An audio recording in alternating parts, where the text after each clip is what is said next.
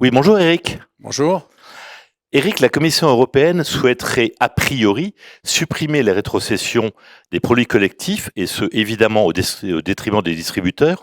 Vous qui êtes en même temps un spectateur engagé et un observateur attentif de la profession, qu'en pensez-vous? Je crois qu'on a beaucoup travaillé ces dernières années en collectif avec les distributeurs externes et les distributeurs internes. D'ailleurs, il ne faut pas négliger que le sujet peut partir aux deux niveaux. Et pour défendre deux choses.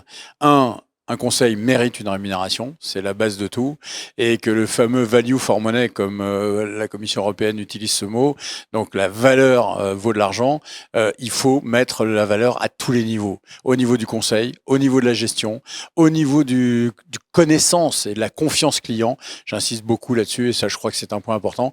Donc, je pense que nous n'avons pas perdu la partie. Je pense que la Commission européenne a envie de réduire les coûts. On peut la comprendre. Les performances n'étaient pas forcément exceptionnelles, mais que ça devrait normalement réévoluer dans le bon sens, y compris peut-être avec des relais. C'est une chose, une fois n'est pas coutume, des Allemands ou des Italiens au profit d'une défense collective. Qu'en est-il, Eric, de la position de l'autorité marché financier à ce sujet? Je crois qu'elle est très soucieuse de deux choses. La première, c'est de défendre l'épargnant. Et si on veut, et c'est leur grand sujet en ce moment, éviter les arnaques, éviter les abus de confiance, eh bien, il faut qu'il y ait des filtres.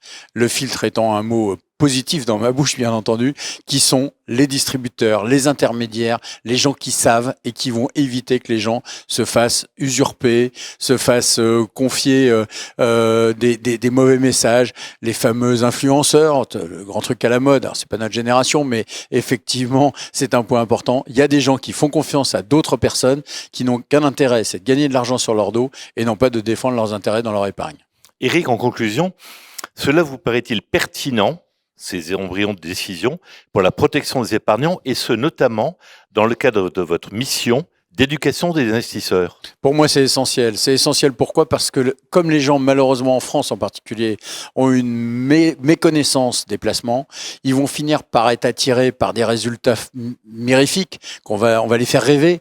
Et si on ne les accompagne pas, si on ne paye pas pour ce service de prestation, on va finir par leur faire avaler, c'est un mot que j'utilise beaucoup, mais avaler des choses qui ne sont pas adaptées à leurs besoins, pas adaptées à leur destination, pas adaptées à leurs envies, et à la sortie, tout le monde sera déçu. Donc je pense que et l'autorité, et bien entendu l'ensemble des acteurs du système, que ce soit les producteurs produits, que ce soit les offreurs de solutions d'épargne, ce qui est le cas des sociétés de gestion, et bien entendu les distributeurs, doivent protéger et continuer à gagner la confiance de leurs clients en protégeant et en éduquant, et en se faisant, malgré tout, n'en déplaise à certains, se faire payer un petit peu de commission, ce qui ne me paraît pas du tout illogique. Merci beaucoup de nous avoir reçus, Eric. Très belle année 2023 et à très bientôt. Merci beaucoup.